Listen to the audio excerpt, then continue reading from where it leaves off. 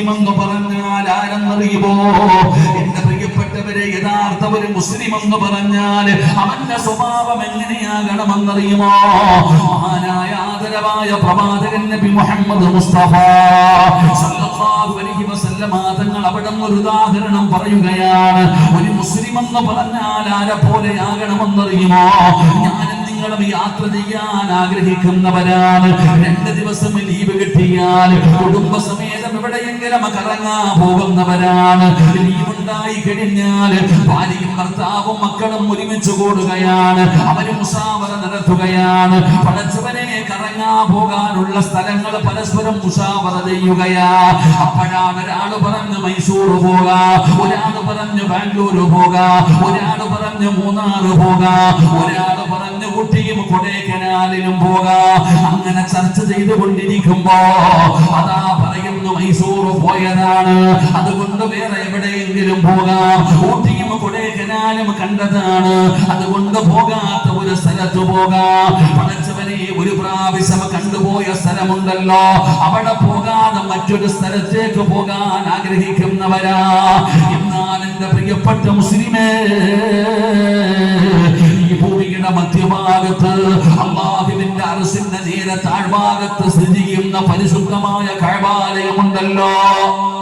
ആ കഅബാലയത്തിൽ പോയ ഒരു മനുഷ്യനാകട്ടെ, ഒരു പ്രാവശ്യമല്ല 1,00,000 പ്രാവശ്യം പോയ മനുഷ്യനാകട്ടെ, അവന് കഅബാലയത്തിലേക്ക് പോകാൻ ഒരു അവസരം കിട്ടിയാൽ പോയതാണ്, കണ്ടു മടുത്തു, ഇനി വേറെ എവിടെയെങ്കിലും പോകാം എന്ന് ഒരു യഥാർത്ഥ മുസ്ലിമായ മനുഷ്യൻ പറയാറില്ല. അവൻ എത്ര കണ്ടാലും മതി വരുന്നില്ല, അവൻ എത്ര കണ്ടാലും കൊതി തീരുന്നില്ല.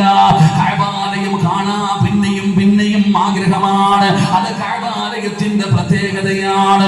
എത്ര പ്രാവശ്യം കണ്ട മനുഷ്യനാണെങ്കിലും അല്ലാഹുവിന്റെ പരിശുദ്ധമായ കഅബാലയത്തിന്റെ മുറ്റത്തേക്ക് കടന്നു ചെല്ലുമ്പോ അവന് വല്ലാത്ത ഒരു ആനന്ദമാ, കാണാൻ വല്ലാത്ത ഒരു സന്തോഷമാ.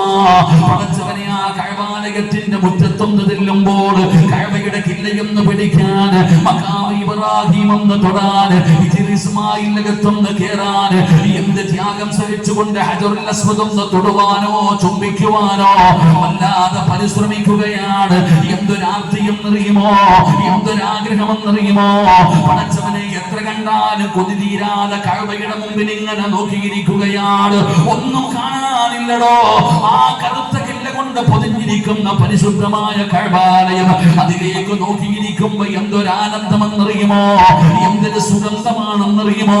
പടച്ചവനെ, അവസാനം വിടവാങ്ങലിന്റെ തവാഫ് കിടക്കുമ്പോ, ആ മതാഫിലൂടെ വിടവാങ്ങലിന്റെ തവാഫ് നടത്തിക്കൊണ്ടിരിക്കുമ്പോ ഓരോ തവാഫ് കഴിയുമ്പോഴും അവന്റെ ഹൃദയം ഒന്ന് പിടയ്ക്കുകയാ.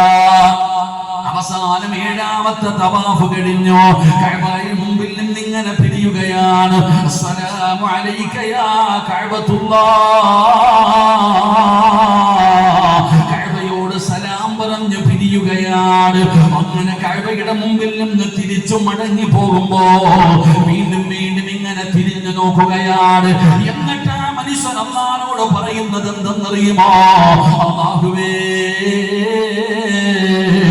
അവസാനത്തെ സിയാറത്താക്കല്ലേ അല്ലാഹ്, ഇത് അവസാനത്തെ സിയാറത്താക്കരുത്. ഇനിയും ജീവിതത്തിൽ ഒരുപാട് പ്രാവശ്യം വരാൻ എനിക്ക് നീ ഭാഗ്യം തരണേ തമ്പുരാനെ എന്ന് ഏതൊരു മനുഷ്യനും കൊതിക്കുമടോ. കഅബാലയത്തിന്റെ സ്വഭാവം അങ്ങനെയാണ്. കഅബയോട് എല്ലാവർക്കും വല്ലാത്ത ഇഷ്ടമാണ്. ഇതുപോലെയാണ് മഹാനായ നബി മുഹമ്മദ് മുസ്തഫ സല്ലല്ലാഹു അലൈഹി വസല്ലമ തങ്ങളും അതുപോലെയാണ്. നബി തങ്ങളെ കണ്ടവര്, നബി തങ്ങളുടെ കൂടെ നടന്നവര്, നബി തങ്ങളോട് സംസാരിച്ചവര്, നബി തങ്ങളുമായി സഹകരിച്ചവര്, നബി തങ്ങളുമായി യാത്ര ചെയ്തവര്, അവർക്ക് മതിയാകുന്നില്ല. അല്ലാഹുവിന്റെ റസൂലിനെ കണ്ടവർക്ക് കൊതി തീരുന്നില്ലടോ. പിന്നെയും പിന്നെയും നബി തങ്ങളെ കാണാൻ വല്ലാത്ത ആഗ്രഹമാ. പടച്ചവനെ, അവിടത്തെ കൈയൊന്ന് പിടിച്ച് ചുംബിക്കുവാൻ, അവിടെ നിന്ന് മുസാഫഹത്ത് ചെയ്യുവാൻ, അവിടത്തെ തിരുനാവിൽ നിന്ന് വീഴുന്ന മണിമുത്തുകളൊന്ന് കേൾക്കാൻ എന്തൊരു കൊതിയെന്നറിയുമോ, എന്തൊരാഗ്രഹമെന്നറിയുമോ? നബി തങ്ങളെ കണ്ടുമടുത്തു എന്നൊരാളും ഇതുവരെ പറഞ്ഞിട്ടില്ല. മഹാനായ സഫ്വാൻ റളിയല്ലാഹു തആല അൻഹു, ആ സഫ്വാൻ എന്ന് പറയുന്ന ചെറുപ്പക്കാരന്റെ ചരിത്രം പഠിപ്പിക്കുന്നത് അതാണല്ലോ. യുവത്വത്തിന്റെ നടുവിലൂടെ നടന്നു പോകുന്ന സഫ്വാൻ എന്ന് പറയുന്ന ചെറുപ്പക്കാരന് അല്ലാഹുവിന്റെ റസൂൽ എവിടെന്ന് കാണുമ്പോ എല്ലും തോലുമായി വരുന്ന സഫ്വാനെ കണ്ടപ്പോ നിങ്ങൾ ചോദിക്കുന്ന നിനക്ക് എന്ത് പറ്റി സൗബാൻ? എല്ലും തോലുമായിരിക്കുന്നല്ലോ, എന്തെങ്കിലും മാരകമായ രോഗങ്ങളുണ്ടോ എന്ന് ചോദിക്കുമ്പോ സൗബാൻ എന്ന് പറയുന്ന ചെറുപ്പക്കാരന്റെ മറുപടി എന്താ? യാ റസൂലല്ലാഹ്,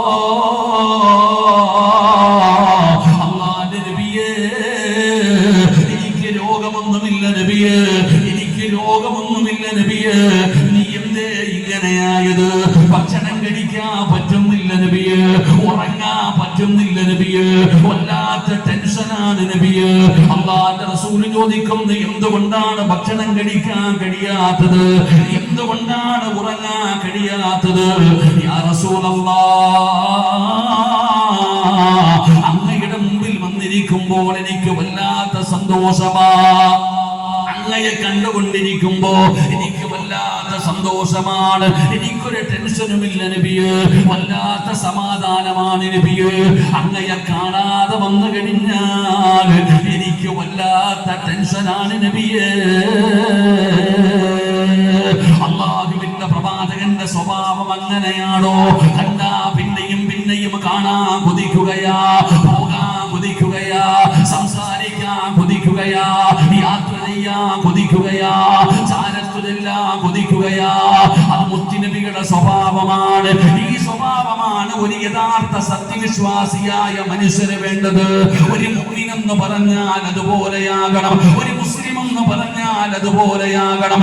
എല്ലാവരും അവനെ നോക്കുകയാണ്, എല്ലാവരും എല്ലാ മതവിശ്വാസികളും ഒരു മുസ്ലിമിന്റെ ജീവിതത്തിലേക്ക് നോക്കുകയാണ്. പടച്ചവനെ, മുസ്ലിമായാൽ പിന്നെ ഉപദേശം വേണ്ട, പിന്നെ വഴു പറച്ചത് വേണ്ട.